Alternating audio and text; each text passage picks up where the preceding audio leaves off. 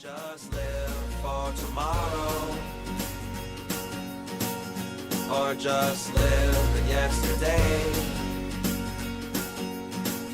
Just be glad for all you have that's in today. Hey everyone, Connie here, and welcome to my blind reaction to episode 5 of Harley Quinn. So yeah, it's been a couple weeks since we got to this. It was right around the same time I did Birds of Prey, because we've been getting to other stuff, and this past week I did a bunch of just other things in general. I did the Spoke Kishibe Rohan OVA. I did a top 10 video for Batman the Animated Series, and I, of course, did the movie reaction to Frailty. But we're getting back to things, and I wanted to get back to Harley Quinn before anything else. And so, yeah, I'm excited to get to more of this, because since the last episode, I've actually been watching other people's reactions to this on YouTube. There's actually quite a bit of them. Not from any of the big name reviewers that I know, really. But there's quite a few of them on there, and they're pretty good. It's introduced me to a few new reactors that I definitely want to check out more of in the future. But yeah, a lot of people are really having fun with the series and getting to see a lot of other people's views on it, because I haven't seen it much on social media. It looks like people are really enjoying the series too, and have been just having a blast with it. Obviously, I didn't watch any further than where I actually am. So I'm still completely spoiler-free for the most part. I do know a couple of things coming in the future. Notably, two things I know that are coming in Season 2. But I don't know a lot of the context behind it. I just know that they're going to be happening. So I'm still mostly blind. And the only reason I know about those is because those are, of the very few things I've seen on social media, most notably Twitter, regarding the series. So it's yeah. But yeah, either way, so last we left off, I believe episode 4 was the, not sidekick. What is the word? It's escaping me. Nemesis. It was the Nemesis episode with Damien in it. So Harley was trying to find a nemesis as a continued way of trying to get her name out there and become the biggest bad in Gotham. And eventually joined the or the Legion of Doom. I was going to say Justice League of Doom for some reason. Joining the Legion of Doom, which is her main goal, it seems. So she's already started getting her crew together, so she wanted to get a nemesis. She wanted a big one, like Batman or Superman, of course. And initially, Damien started claiming her to be his nemesis, but she didn't want that, so she had to kind of disprove that and everything, yada yada. And in the end, not really much came of that one. It's not like it's not like episode 3, where it focused heavily on her getting the crew together and everything, and in the end she actually succeeded in getting the highway named after her, which was her goal at that point, her short-term goal. So it wasn't like that one. In this one, she actually failed in the end. She did not succeed in getting a nemesis. It just kind of fizzled out, basically. Well, not really fizzled out. Everything kind of came to a head in this big fight that happened between pretty much everyone.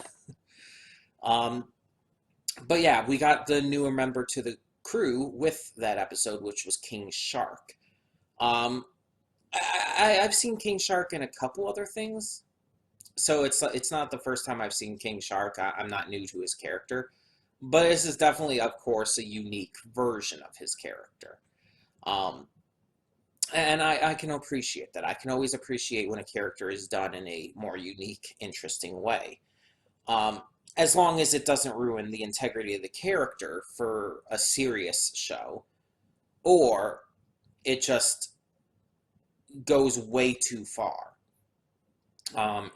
Even if it's a comedy-based show. Like, Teen Titans Go takes shit way too far, and is just, even beyond just the ruining the characters part, it's just annoying and unfunny, and the characters are completely unlikable.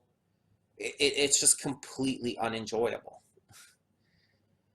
Um, but it's like with this, it's clearly it's clearly trying to, on purpose, change up some of their personalities in order to fit the kind of narrative and style that the show's trying to fit with.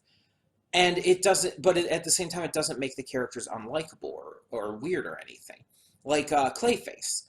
Clayface isn't normally like that, but he's like that in this series. But he's also still entertaining. He's still funny. He's still likable. And the same goes for King Shark and other characters. Yeah, they're different than in a lot of the interpretations, but as long as it's done well, that's what's important. And most of the time, like again with Teen Titans Go, it's not. It's not done well. Or the live action Titans series. But here, it's like it is. So yeah, I'm good with it, really.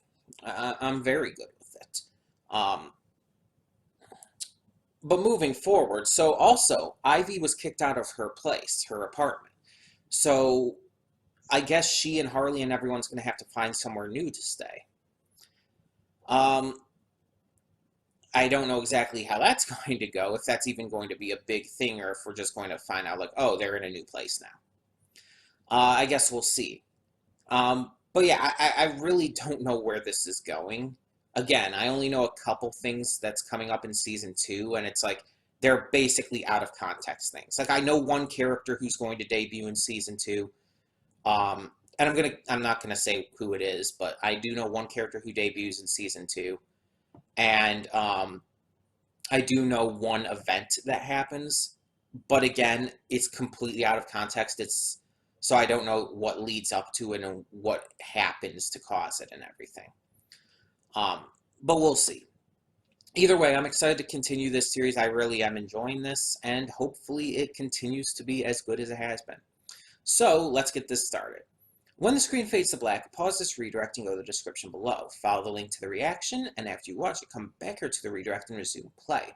Because after it fades to black and then fades back in, everything for that point forward will be my afterthoughts and will contain spoilers to the episode. So that being said, thank you so much for tuning in, and I will see you at the reaction. And we are back, and we'll begin with spoilers in 3, 2, 1, now. Okay, so each episode of this series seems to have like something happening, this common theme, yada yada. Each episode has its own focus.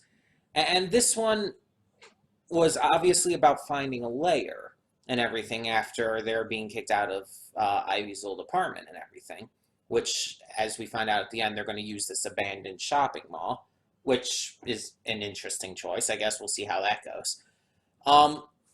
But the episode was actually about, the theme it was actually focused on was Harley's mental state, and specifically her repressed memories. So Harley kind of breaks. She kind of breaks and just kind of goes catatonic, and the others go inside her mind, thanks to Dr. Psycho, in order to try to fix her, basically.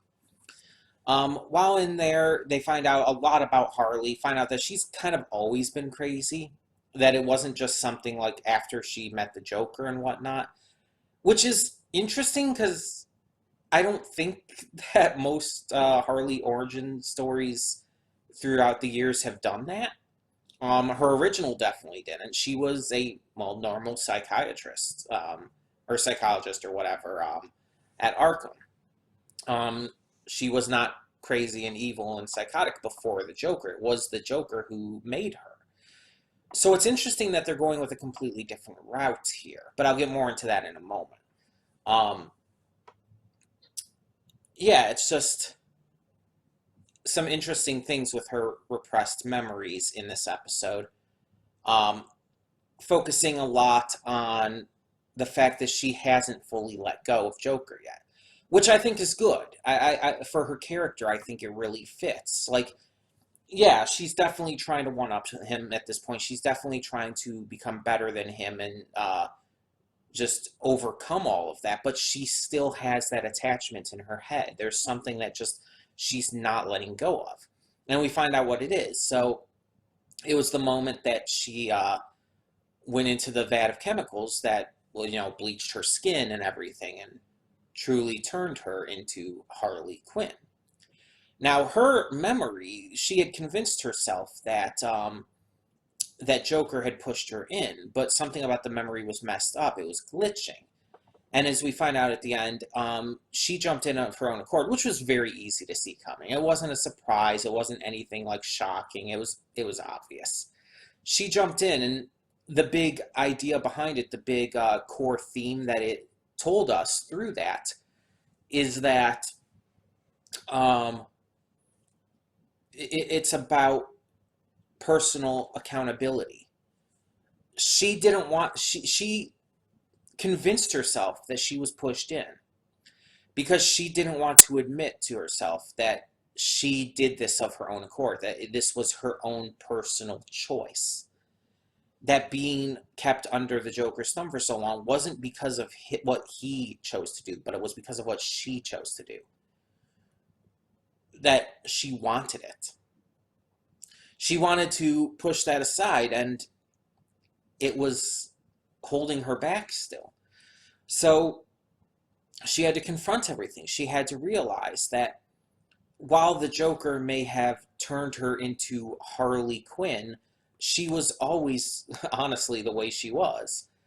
And that he doesn't define her, that her origin story wasn't that moment. That her origin story has basically been her life.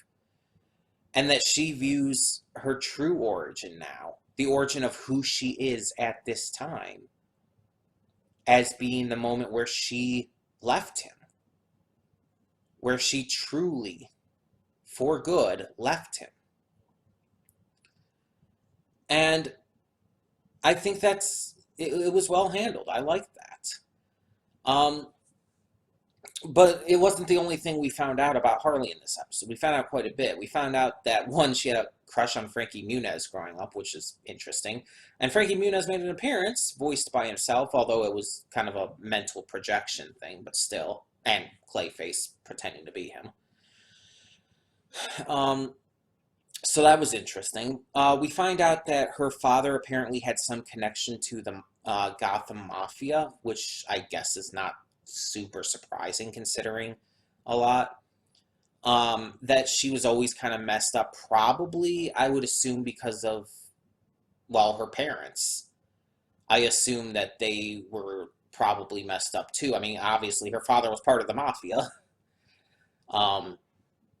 So, or at least worked with them or something. But yeah, it's like,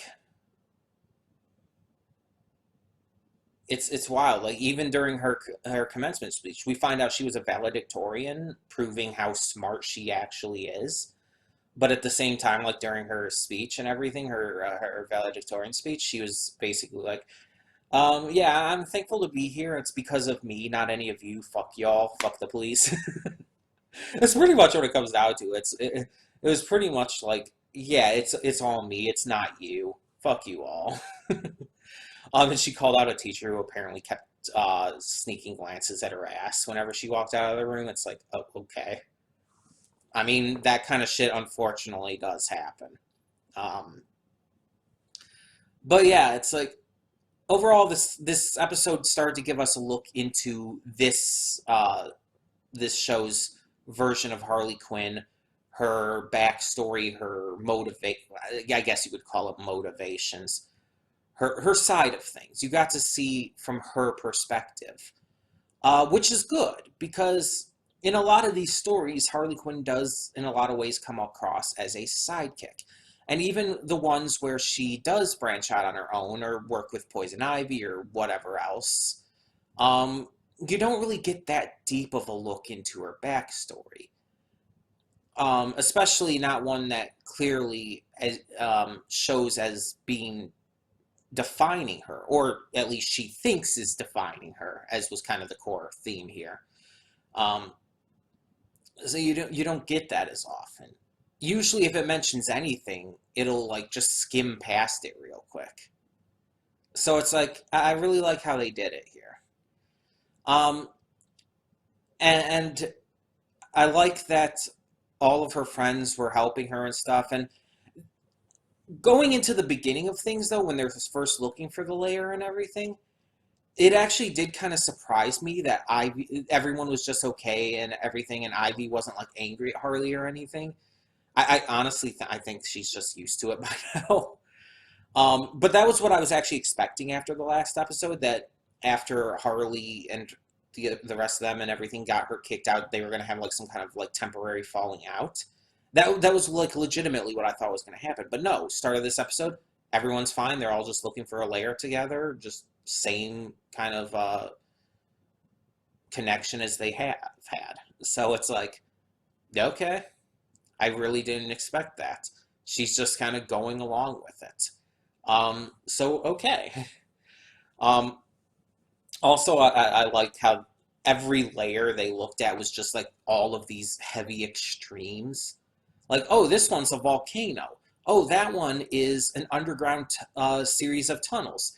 This one is a frozen over store or something. I don't know exactly what it was. Um, but it's like every single one of them is just this extreme. And it's like, do they have to be like that? Aren't there like aren't there available layers that are just like normal places? Right? Like the mall they found at the end, it's like this pretty normal, just an abandoned shopping mall. But it's like all those extremes, and I do like the joke that they made with the frozen place.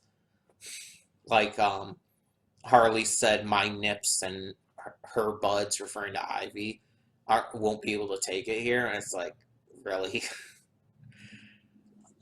But yeah, this was interesting nonetheless. And I guess, yeah, we got a layer now. We got at least a temporary new member to the group. I said like group and crew at the same time, and it was weird. A temporary new member to the group. I don't think he'll be like constant, just like an occasional assistant to them or something. Maybe once or twice here and there. Um, but yeah, it's like we got some things done. And the last thing I really want to talk about with this episode was the like mini, like I guess 11-year-old Harleys or whatever, somewhere around that age they were supposed to be. Um, the creepy monster versions of them inside Harley's mind and everything. Like I mentioned in their actions, like I was like saying like please stop biting the children, and then I'm like telling the children to stop just snarling and doing everything they were doing. It's like it wasn't disturbing or anything. Have seen much worse in various shows, cartoons, anime, yada yada. Um, it was more like uncomfortable seeing King Shark so easily just bite these, even though they were obviously mental manifestation, like monstrous mental manifestations of all this. They weren't real or anything. It was still kind of upsetting to see King Shark just so easily and nonchalantly bite through what at least appears to be children, like young girls, and it's just like that's not okay. That's a little unnerving.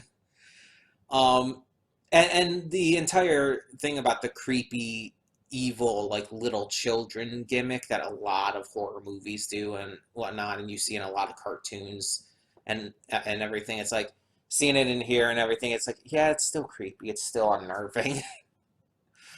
um, but I mean, it's like I'm not like saying it like it was this big problem with the episode or anything. I'm just saying it was kind of creepy and unnerving, and again, seeing King Shark just so effortlessly and nonchalantly biting through, like biting these, like, again, what looks like little girls in half is just, I don't like that.